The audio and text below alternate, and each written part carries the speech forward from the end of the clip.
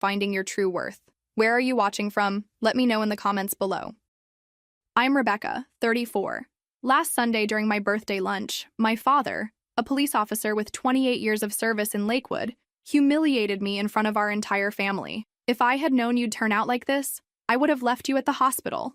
Those words echoed around the table while everyone laughed. He didn't know I'd started a live stream for my 3 million followers just minutes before. I hadn't planned to record it. I'd started the stream to show a birthday gift from a follower, but when I placed my phone on the tripod stand I always use during family meals to capture memories, nobody questioned it. Nobody. The phone was positioned so I could see the screen and comments from where I sat. I didn't scream. I didn't break down. I just looked at him and calmly said, "This is the man who raised me." The stream started gaining viewers immediately. My father isn't just any police officer. Sergeant Richard Williams is the department spokesperson, frequently appearing in local media talking about integrity and family values.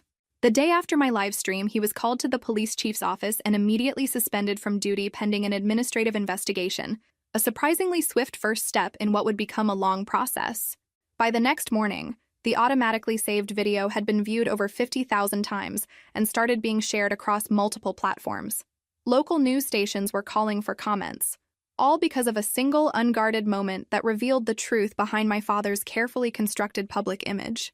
I later learned that Commander Sarah Johnson, the highest-ranking woman in our police department, had been monitoring my father's conduct for months. When my video surfaced, she acted quickly, using it as grounds for the immediate suspension she'd been strategically waiting to implement.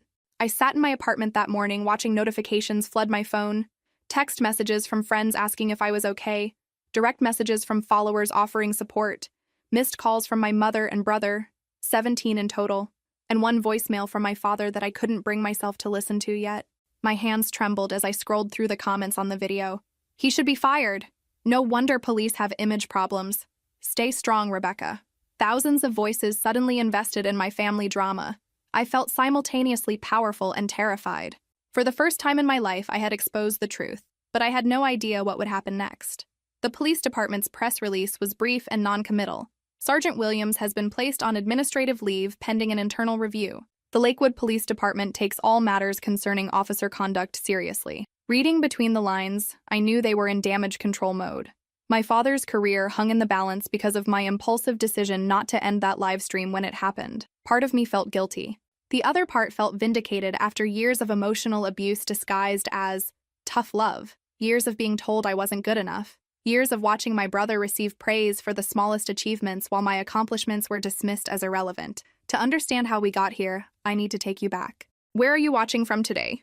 Drop your location in the comments below and hit that like and subscribe button if you've ever felt silenced by someone who should have been your biggest supporter. You'll definitely want to stick around for what happened next. Growing up as the daughter of a decorated police officer should have given me security, but the reality was very different. From an early age, I learned that public image was everything to our family. My father, known as Officer Integrity in Lakewood, Colorado, was the unofficial spokesperson for the department, frequently appearing on local television discussing community safety. At home, though, he was a different man. My younger brother, Jason, was always the family star. His sports trophies decorated our living room, while my academic achievements rarely received more than a nod. The contrast was striking and visible to anyone paying attention. Our neighbors occasionally witnessed my father's shouts directed at me, but never at Jason. At 12, I won a state science competition with a forensics project, trying to impress my father, of course. He didn't attend the award ceremony because Jason had a baseball game the same day. "You understand, don't you, Becca? Your brother needs support to excel," my mother explained as I stood alone on stage with my trophy. Throughout my teen years, the disparaging comments were constant. "Girls don't need to be so smart, they just need to be pretty. Why can't you be more like other girls your age? Your cousins are so much more sociable than you." The message was clear. I was the disappointment in the Williams family. My father's colleagues saw him as a pillar of the community. Officer Richard Williams, who coached Little League on weekends and organized the annual police charity drive. The man who spoke at schools about respect and integrity. None of them knew how he berated me for getting an A instead of an A, or how he accidentally forgot my high school graduation, but took a week off work to attend Jason's baseball tournament. "Your father has a stressful job," my mother would explain after particularly harsh episodes. "He deals with the worst of society every day. We need to be understanding." Understanding became my specialty. Understanding why my achievements didn't matter. Understanding why Jason's C+ deserved celebration while my scholarship was expected. Understanding why my father's love was conditional. I learned to make myself smaller, to speak less at dinner, to need less attention, to expect less recognition. I became the family ghost, present but barely acknowledged unless I was needed for something. Family photos from those years tell the story. Jason front and center with my parents. Me on the periphery, half smiling, always slightly out of focus. By 16, I had accepted my role. When college application season arrived, my father made it clear he wouldn't contribute financially to my education. Jason will need sports equipment and training camps if he's going to get scouted, he explained while signing the check for my brother's $2,700 batting cage sessions. Meanwhile, I worked after school at a local coffee shop, saving every penny for application fees. The pattern continued through college. I'd call home with news about making the dean's list, only to hear about Jason's latest girlfriend or sports achievement. My graduation day, where I received highest honors in communication with a specialization in social psychology, featured my father checking his watch repeatedly and leaving immediately after the ceremony for Jason's game. I have exactly 0 photos with my father from that day. "You're always so serious, Rebecca," he'd say when intrigued to discuss anything meaningful. "No wonder you don't have many friends." The irony was that I had plenty of friends, people who valued the qualities my family dismissed. My professors recognized my analytical skills and emotional intelligence. My classmates sought my advice on their projects and personal problems. It was only at home that I felt invisible. Yet I kept trying. Every achievement, every milestone became another opportunity to finally earn his approval. Each disappointment added another layer to the emotional armor I was building, protection I didn't yet realize I would need when I finally stopped seeking his validation and started valuing my own voice. Even after years of unequal treatment, I continued trying to win my family's approval.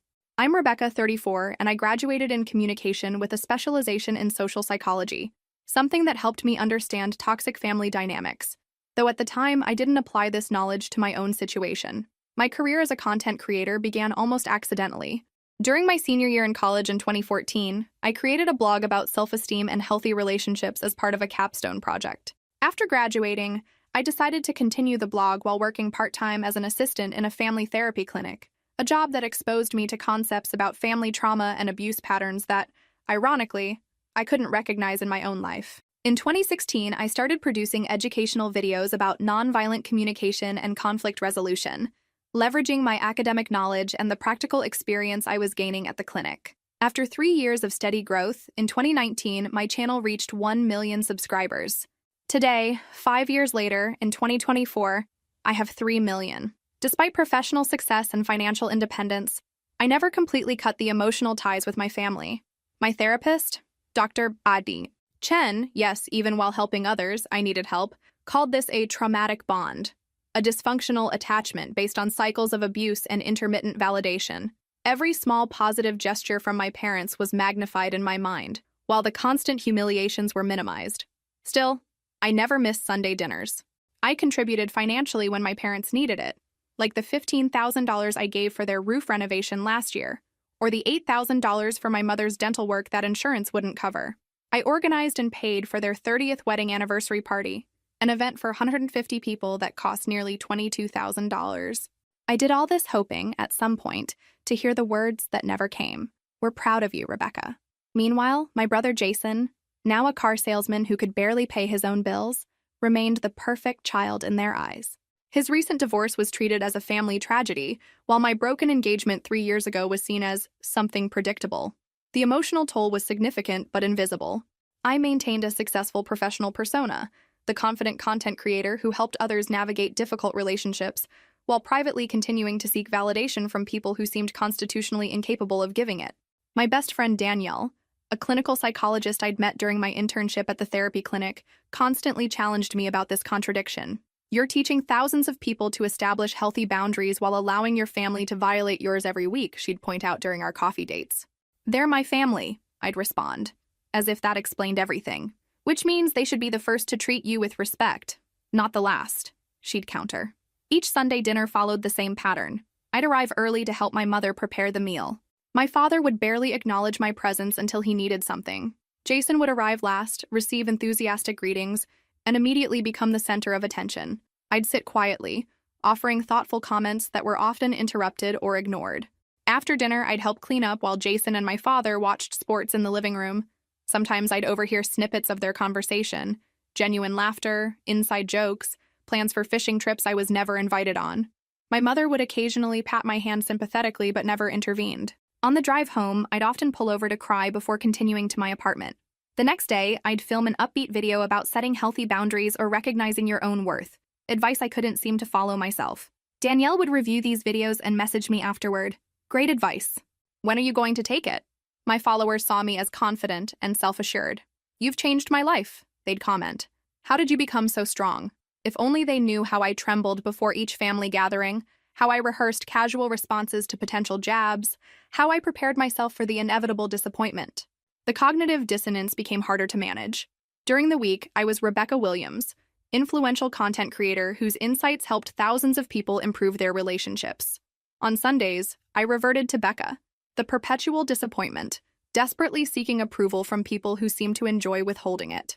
Something had to give. I couldn't continue living this divided life indefinitely. The pressure was building, a psychological time bomb waiting for the right trigger. Is anyone watching from Colorado? Share your story of growing up in the shadow of a favorite sibling. Everything changed last Sunday, my 34th birthday. For years, each birthday followed the same pattern. I'd cook for the entire family, no one would mention it was my special day, and some deprecating comment would eventually emerge. This year was no different. I woke up determined to do something for myself for the first time. I planned to show my followers the beautiful necklace I'd bought as a birthday gift to myself, a piece of jewelry symbolizing my independence. I set up my phone on the table stand I always use during family meals, originally to capture happy memories that never existed, and started the live stream to show off the necklace. I positioned the phone where I could see both the screen and my family at the table. This setup let me glance at comments coming in without being too obvious about it. It was something I'd perfected over years of multitasking during these forced family gatherings. When everyone arrived, no one noticed the ongoing broadcast, all too busy with Jason's stories about his new job. I served the meal I'd prepared and finally found the courage to share my news. I have something to tell you, I said timidly. My channel hit 3 million subscribers, and a major cosmetics brand asked me to be their ambassador, a 6-figure contract. My father, who was cutting his steak, stopped and looked at me with contempt. Ambassador? For makeup? Is that what you do with your time? Talk to a computer about lipstick while real people work hard every day? My mother laughed nervously while Jason smiled with satisfaction. I tried to explain the reach of my work, how I'd built a community that valued authenticity, and how my platform had helped many young women find their voice. That's when my father said the words I'll never forget. Honestly, Rebecca, if I had known you'd turn out to be a person who lives off exhibitionism and online nonsense, I would have left you at that hospital when you were born. The silence lasted only 2 seconds before everyone at the table burst into laughter. Everyone except me, and no one remembered it was my birthday. I felt something shift inside me. A strange calm replaced the familiar sting of rejection. I looked around the table, at my father's smug expression, my mother's nervous smile, Jason's barely concealed satisfaction, and suddenly saw them clearly, perhaps for the first time. These people weren't my supporters. They weren't even neutral observers of my life. They were actively invested in my diminishment. My success threatened the family hierarchy that placed my father at the top, Jason as the golden child, and me firmly at the bottom. The phone on its stand continued recording. A quick glance showed me the live stream counter had jumped to over 2,000 people watching in real time. I could see comments rapidly appearing, though I couldn't read them from where I sat. I wondered briefly what these strangers thought of my family's behavior, of my father's casual cruelty, of the laughter that followed his devastating statement. What's so funny? I asked quietly. The laughter tapered off. My father looked annoyed at the question. Lighten up, Rebecca, it was just a joke, he said, cutting another piece of steak. Explaining how you wish I'd never been born is a joke? See? This is exactly your problem, he said, pointing his fork at me. You're too sensitive. Can't take a little teasing. Richard, my mother interjected, sensing tension, tell Rebecca about that commendation you received last week. The classic deflection. Any conflict, any hurt feelings, any legitimate grievance was always sidestepped in favor of redirecting attention to my father's or Jason's accomplishments. Not this time. No, Mom. I want to understand the joke. Dad just said he wishes he'd abandoned me at birth and everyone laughed. What's the punchline exactly? Uncomfortable silence fell over the table. Jason cleared his throat. Come on, sis. Don't make a big deal out of nothing. Nothing? I repeated, the word hanging in the air between us. My father sighed dramatically. This is why we can't have a nice family dinner. You always have to make everything about you and your feelings. The irony of this statement, coming immediately after he'd made my birthday dinner about his disappointment in me, wasn't lost on me. I pushed my chair back from the table. I need some air. No one tried to stop me as I walked to the porch. No one asked if I was okay. The conversation resumed behind me as if nothing significant had happened. The cosmetics contract was significant, life-changing even. It represented not just financial security but professional validation.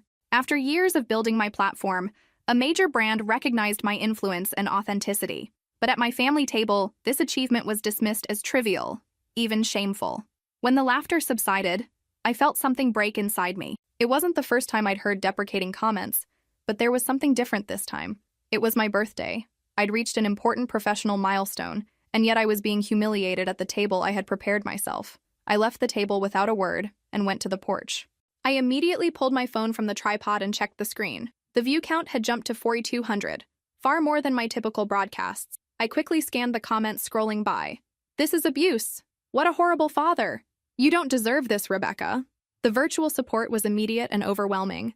Outside, I found Sophia, Jason's girlfriend, who had stepped out to take a call. She had heard everything. Sophia and I always had a cordial, if distant, relationship. She was a clinical psychologist specializing in family trauma at the Lakewood Mental Health Foundation, an irony that didn't escape me, and had subtly tried several times to make me see the toxic dynamics of my family. "Rebecca, that was horrible. No one should speak to their daughter like that," she said, placing her hand on my shoulder. "You deserve better than this. And happy birthday, I brought something for you." She handed me a small package she'd hidden in her purse, a book about setting boundaries in family relationships. I showed her my phone, with the live stream still going. Her eyes widened. "You're recording this? This could have serious consequences, Rebecca." "I didn't plan to capture that. I was just showing off my birthday necklace, and then it happened." "I understand," she said thoughtfully.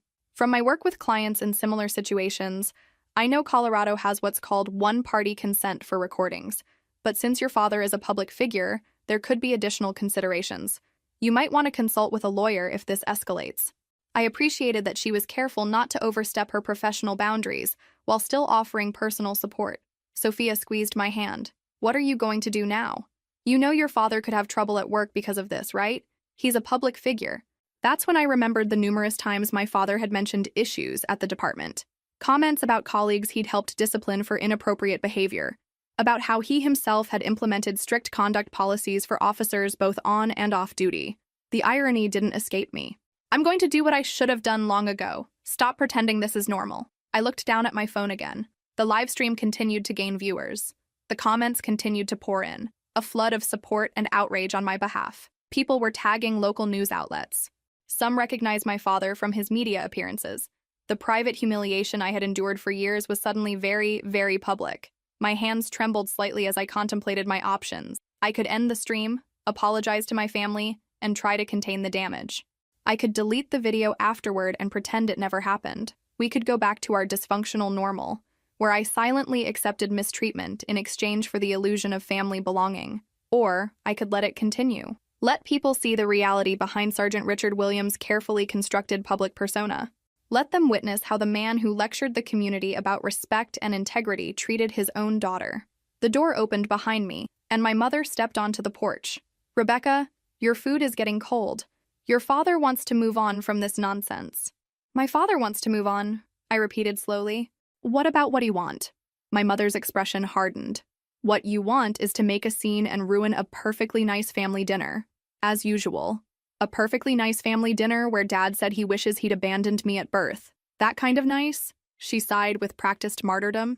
"You know he didn't mean it that way. You're being dramatic." I looked at Sophia, who gave me a subtle nod of support.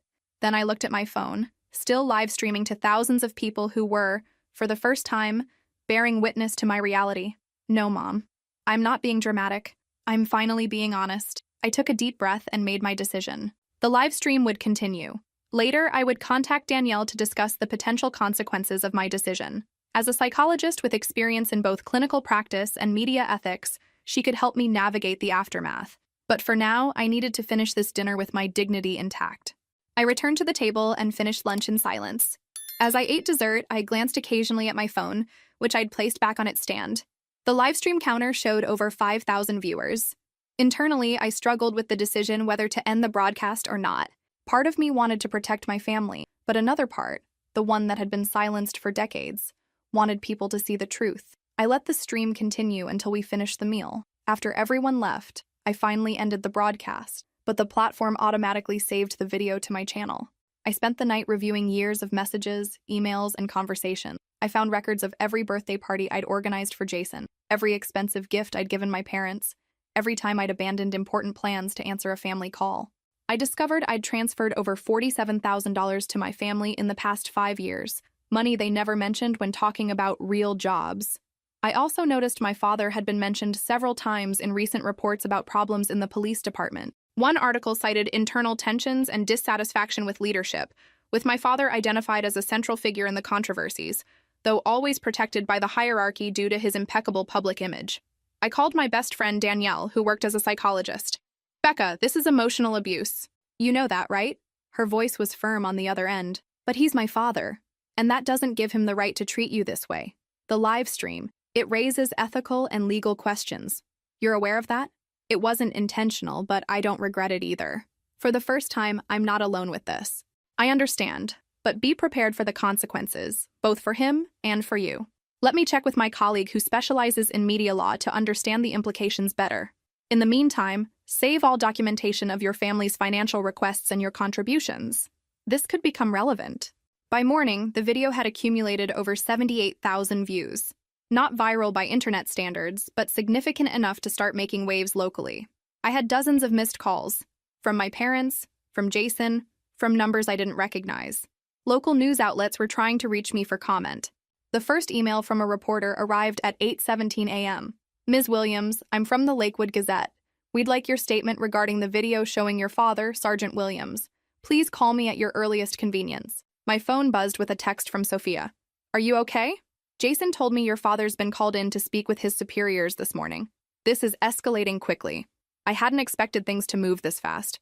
I'd assumed there would be time to process, to plan my next steps.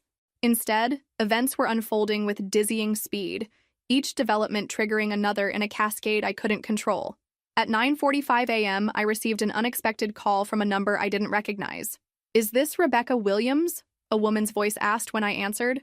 "Yes, who's calling?" "Commander Sarah Johnson, Lakewood Police Department. I'm calling regarding the video involving your father that's circulating online." My heart raced. "I'm not sure I should be talking to you without legal representation. This isn't an official interview, Ms. Williams. I wanted to reach out personally before things progress further. The department is taking this situation very seriously. I didn't plan for any of this to happen," I said, my voice smaller than I intended. "Few of us plan for moments of truth," she replied, her tone surprisingly gentle. "But they find us anyway. What happens now? Your father has been placed on administrative leave pending an investigation. Standard procedure. But I wanted you to know," she paused, choosing her words carefully, "that this video didn't occur in isolation. There's context that may become relevant in the coming days." What kind of context? "I can't discuss details of an ongoing internal matter, but know that you're not the only one who's experienced this side of Sergeant Williams. I've been monitoring several complaints about your father's conduct for months, particularly regarding his treatment of female officers. This video provided the visible evidence we needed to take formal action. The implications of her statement hung in the air between us. My father's behavior toward me wasn't an anomaly or a bad day.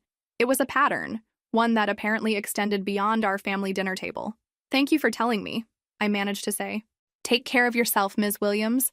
This may get more difficult before it gets easier." After hanging up, I sat motionless, trying to process everything. My phone continued to buzz with notifications. The video was spreading beyond my follower base now, picking up momentum as local interest groups and police accountability pages shared it. The cosmetics company that had offered me the ambassador contract sent a reassuring email. "We stand by you during this difficult time. Your authenticity is exactly why we chose you to represent our brand." My private family dysfunction had become a public conversation about power, accountability, and the gap between public image and private behavior. 3 days after the incident, the saved video had reached over 200,000 views, still growing steadily, though not yet viral in the traditional sense. However, something more important happened. The video was seen by the right people. Marcus Rodriguez, an investigative reporter for the Lakewood Observer who had previously done stories on the police department, sent me a message. "Your father has been part of an internal investigation for months. Your recording might be the evidence that was missing. Can we talk? Marcus had gained notoriety 2 years earlier for exposing corruption in municipal departments. Since then, he had been investigating allegations of misconduct in the police department. I agreed to meet him at a discreet cafe downtown. We've received anonymous reports about your father over the last 8 months, explained Marcus, showing me printouts of testimonies with names redacted, mostly from female officers under his supervision, allegations of sexist comments, intimidation, favoritism. Commander Johnson has been carefully building a case, but since he's the spokesperson with an impeccable public image, these complaints never gained traction with the higher-ups. Until now. How did you get access to these statements? I asked, concerned about confidentiality. The officers themselves came to me when internal channels failed them. They trusted me to protect their identities while trying to expose the pattern. I've been working closely with sources inside the department, anonymous whistleblowers who've been waiting for an opportunity to address the toxic culture your father helped create. Why are you telling me this? Because your video shows a pattern of behavior. It's not an isolated incident. It's who he really is when the official cameras are off. That same day, my phone wouldn't stop ringing with calls from my family. I finally answered one from my father. "What the hell did you do?" he shouted. "Do you have any idea what's happening? The department suspended me. The chief pulled me off duty this morning. I didn't do anything except show who you really are," I replied, surprisingly calm. "You're going to retract all of this right now. Say it was a joke, that you edited the video, anything?" "No, Dad. I won't lie for you. Not anymore." "You're going to ruin my career over a dinner joke? Is that what our family means to you?" "Our family? The same one that laughed when you said you should have abandoned me at birth? The same one that completely forgot my birthday? That family?" I hung up and for the first time blocked my father's number. The emotional fallout was immediate and intense. Part of me felt guilty for potentially derailing my father's career. Another part felt vindicated after years of emotional abuse disguised as tough love. The cognitive dissonance was exhausting. Sophia had become a more regular presence in my life, calling to check on me and offering support, though always maintaining appropriate boundaries given her relationship with Jason. "What you're experiencing is completely normal," she assured me. "When we finally stand up to abusers, we often feel guilty for the consequences they face, even though those consequences are the result of their actions, not ours." Danielle came over that evening with takeout and practical advice. "I've spoken with an attorney friend," she said. "She specializes in cases like this. Your recording is protected under Colorado's one-party consent laws, and since you didn't edit or manipulate the content, you're on solid legal ground." By the afternoon, the police department had issued an official statement. The Lakewood Police Department is aware of a video circulating online involving Sergeant Richard Williams. He has been placed on administrative leave pending an investigation. The department takes all matters concerning officer conduct, both on and off duty, extremely seriously. Local news stations picked up the story. The headlines were variations of "Police spokesperson suspended after daughter's viral video." Some reporters attempted to contact me, but I declined all interviews. This wasn't about publicity. It was about finally standing up for myself. The cosmetics company remained supportive, sending a follow-up email. "We believe your story will resonate with many of our customers who have faced similar family challenges. When you're ready, we'd like to discuss incorporating themes of authenticity and resilience into our campaign." That evening, I received an unexpected visitor. Jason arrived at my apartment, anger radiating from him. "Do you have any idea what you've done?" he demanded as soon as I opened the door. "Dad's career is ruined. Mom can't stop crying. People are calling the dealership asking if I'm the son of that abusive cop. Did you even think about how this would affect all of us? Did any of you ever think about how your treatment affected me?" I countered. "Oh, please, Rebecca." Dad made one bad joke. One bad joke? One? My entire life has been a series of bad jokes at my expense. The constant comparisons, the dismissal of my achievements, the emotional manipulation. That video captured 2 minutes of what I've experienced for 34 years. If you're watching and have ever had to set boundaries with toxic family members, share your experience in the comments. 3 days after the broadcast, the Lakewood Police Department officially announced that my father was under administrative investigation, not just for the video content, but for multiple professional conduct issues that have arisen in recent weeks. What started as a video with 200,000 views grew to nearly 500,000 when Marcus published his report in the Lakewood Observer, contextualizing the incident within a larger pattern of behavior. Other local and even some national outlets picked up the story, which was now not just about a cruel comment, but about abuse of power and hypocrisy. I began to understand how internal police department information had reached the press. Commander Sarah Johnson, the first woman to reach that rank in Lakewood and an advocate for cultural reform in the department, had been gathering evidence about problematic behavior for months. When the video appeared, she recognized the opportunity to finally address the issue. Through official channels, she authorized the controlled release of information about the ongoing investigation, keeping confidential the names of victims and sensitive details. This unusual action was justified by my father's position as spokesperson and public figure. Meanwhile, the video continued to circulate. A local forum identified Jason as the favored brother in the recording. It wasn't difficult for people to make this connection. Jason frequently used his last name and father's position as leverage in his sales, even appearing at community events alongside him. The dealership where he worked began receiving negative reviews. On the fourth day, I received an unexpected visit. My father was at my apartment door, not angry, but with red eyes and an expression I'd never seen before. Fear. "Can I come in?" he asked, his voice almost unrecognizable. I let him in, keeping my distance. "Rebecca, you need to help me. I'm in a disciplinary process. 28 years of career at risk. What do you want me to do? Say it was all a prank to generate views, that you edited the video. Your brother is devastated, your mother can't get out of bed from shame. Is this what you wanted? To destroy our family?" I looked at him for a long moment before responding. "No, Dad. I never wanted to destroy our family. I spent my entire life trying to be accepted by it. What you're seeing now are the consequences of your own actions, not mine.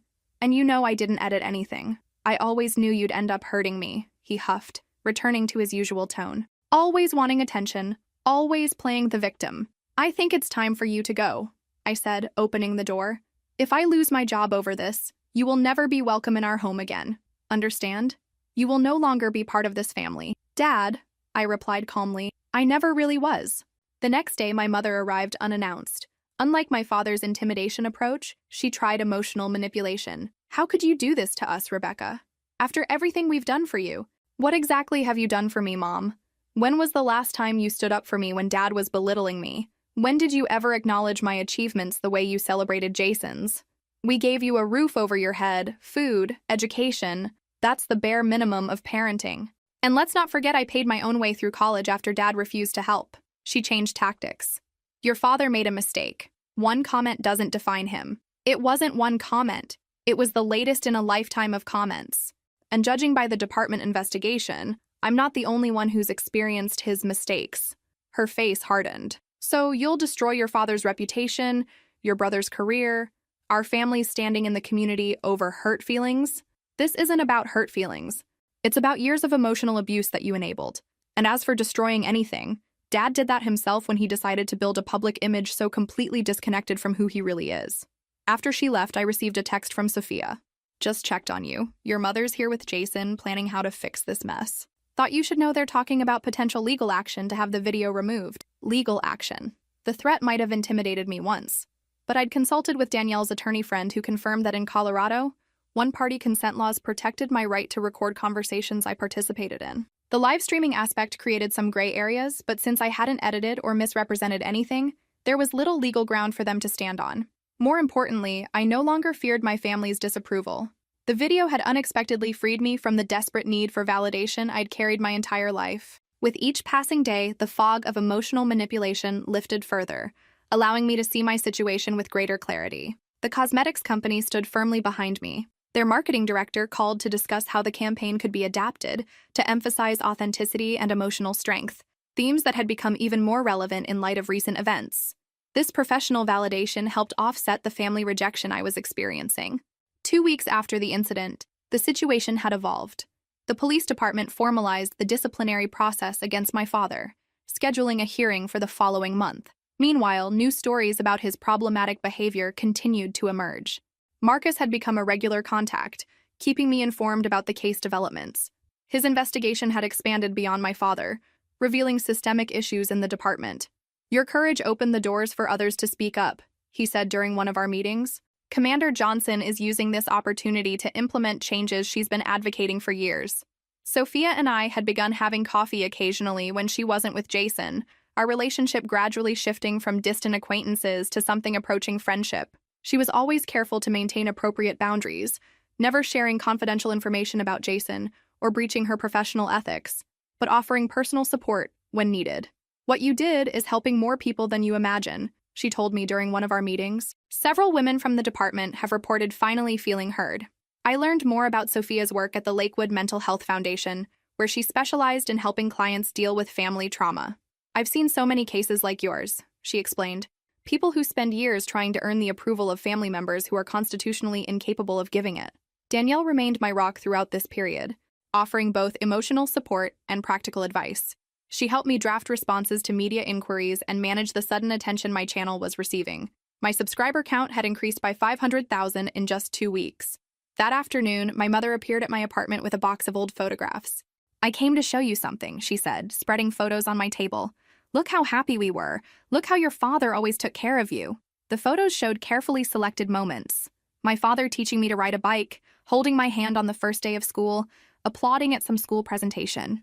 "A photo doesn't tell the whole story, Mom, and you know that better than anyone. He can be harsh sometimes, but he's always been a good father.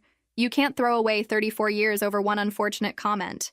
It wasn't just one comment, and you know it. It was the last straw." "And what about my birthdays?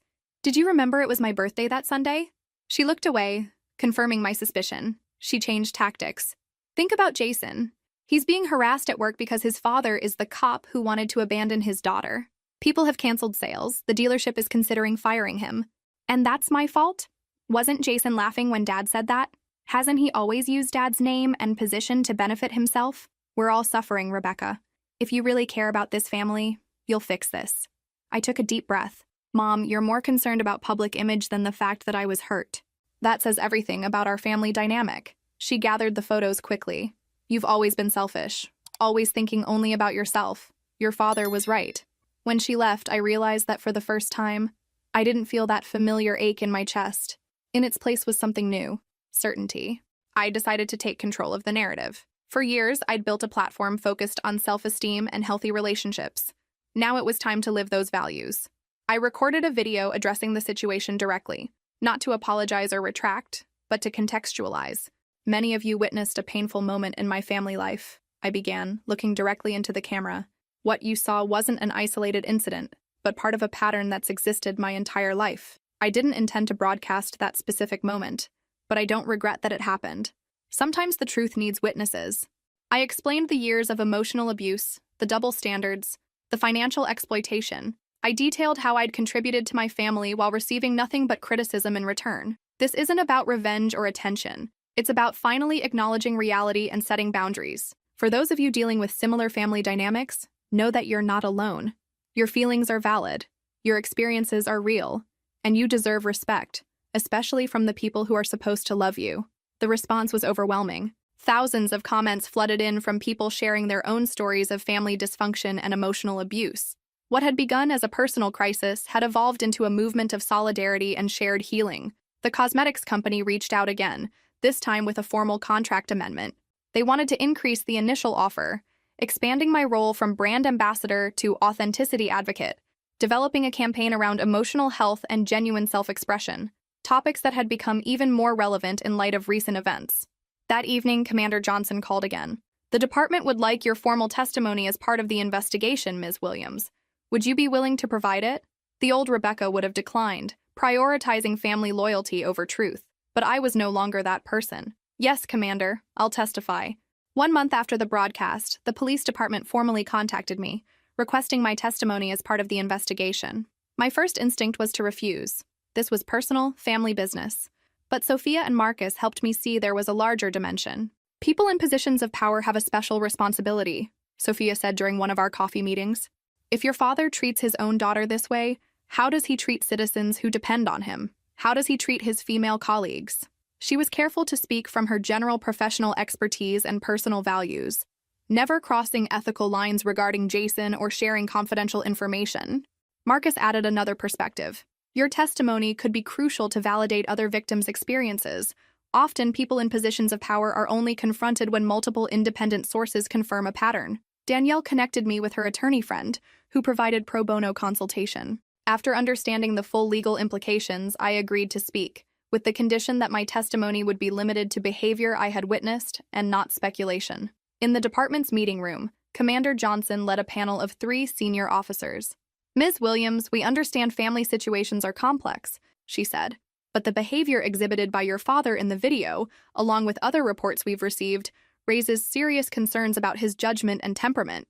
I responded honestly, without exaggeration or dramatization. I explained how the broadcast hadn't been planned to capture that specific moment, but also acknowledged that I had chosen to let it continue.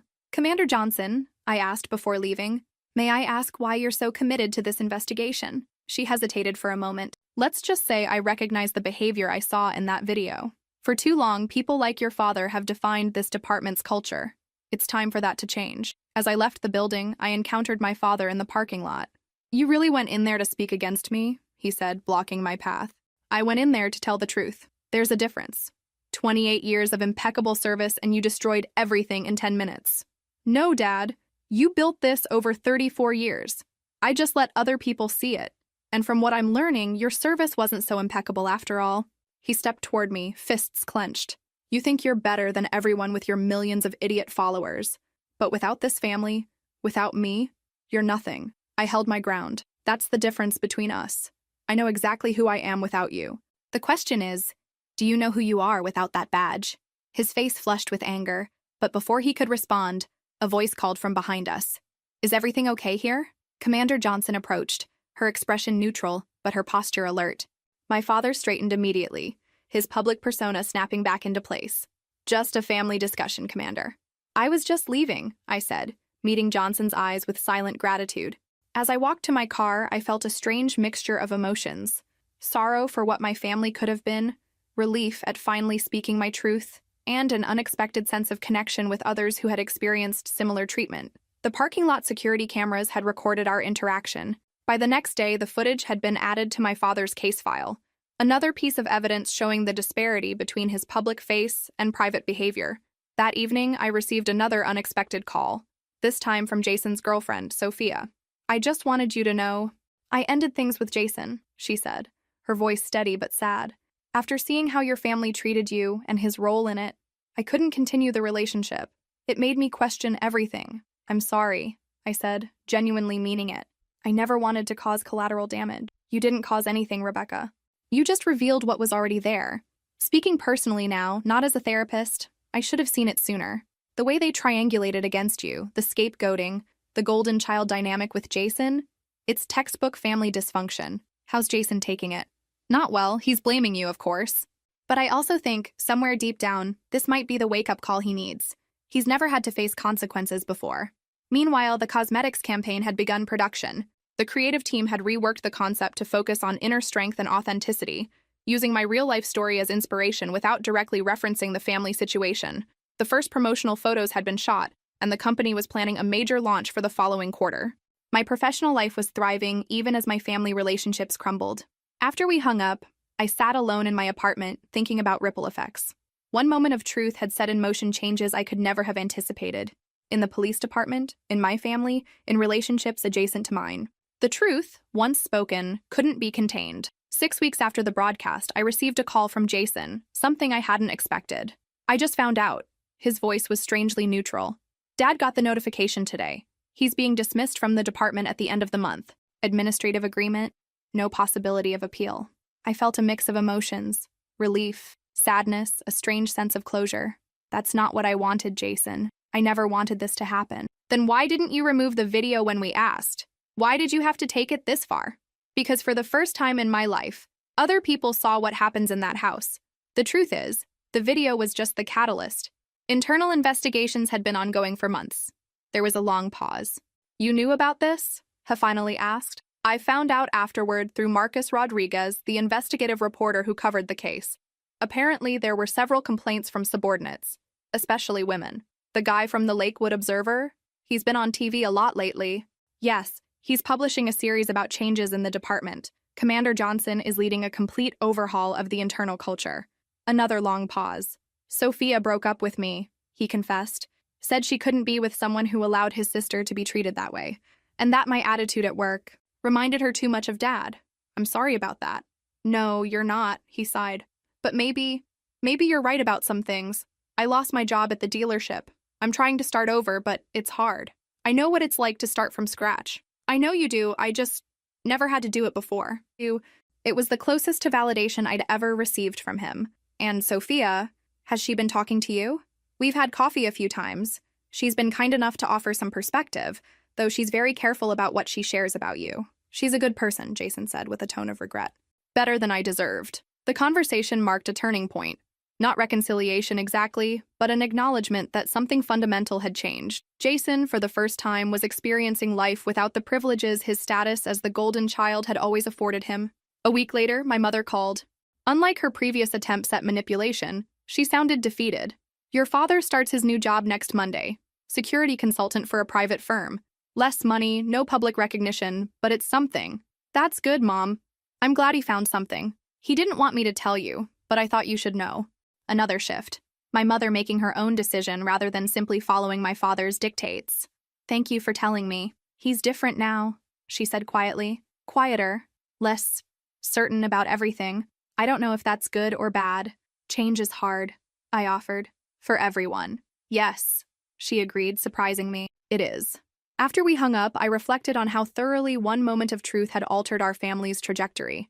My father, stripped of his authority and public standing, was facing the consequences of his behavior perhaps for the first time in his life. My mother, without the reflected glory of being married to a respected police sergeant, was reevaluating her own role.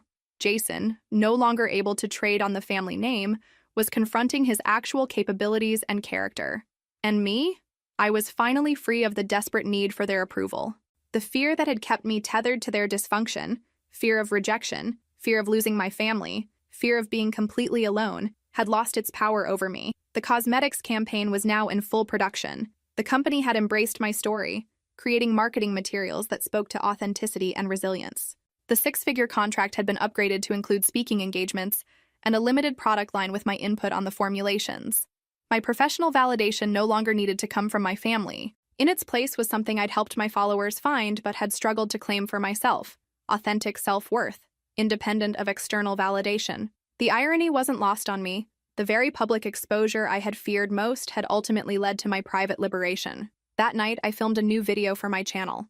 Not about my family situation specifically, but about the broader journey of recognizing your own value when those who should value you most have failed to do so. Sometimes the harshest truths lead to the most necessary changes, I told my audience. And sometimes the family you build through choice proves stronger than the one you were given by chance. A year has passed since that fateful Sunday lunch. My father found work in private security, lower salary, without the badge's prestige, but still employment. My mother eventually resumed speaking to me, though our conversations remained superficial and cautious. Jason and I are slowly building an adult relationship. After losing his job, he needed to reassess his priorities.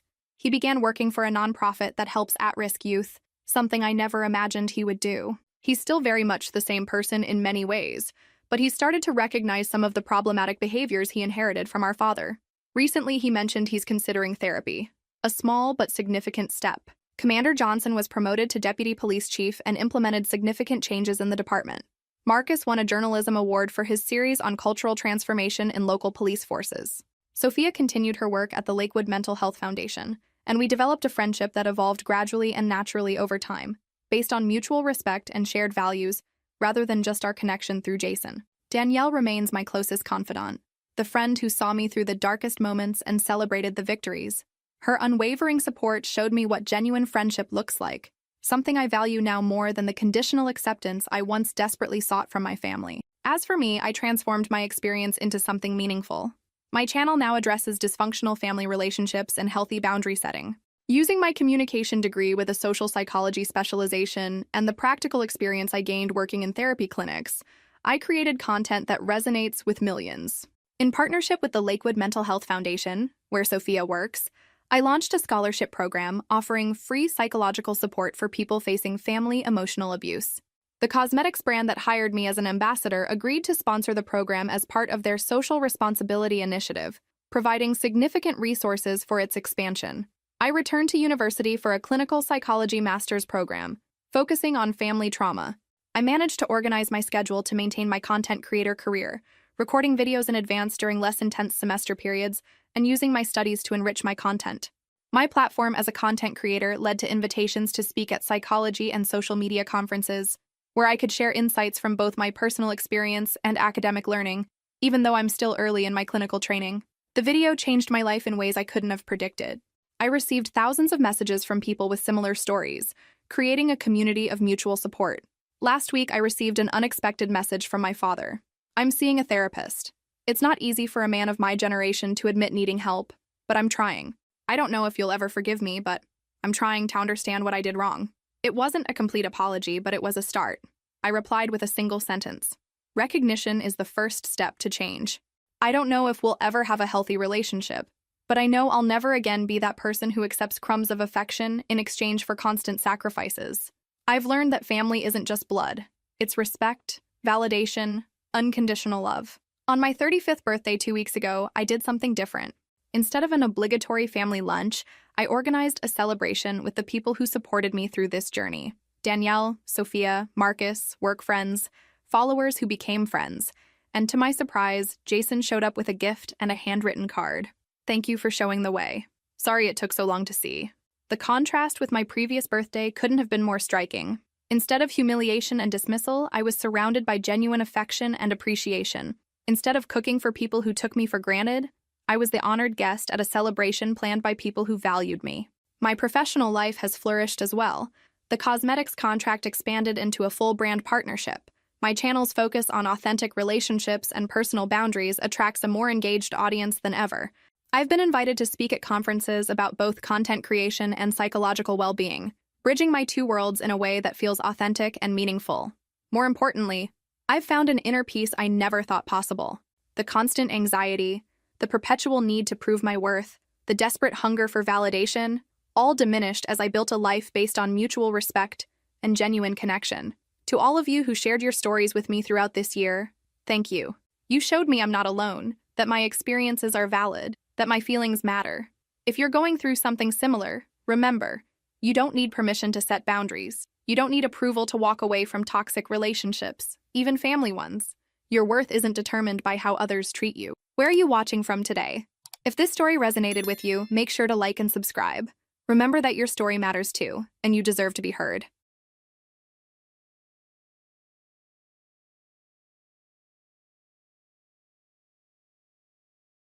I'm Alexandra, 34.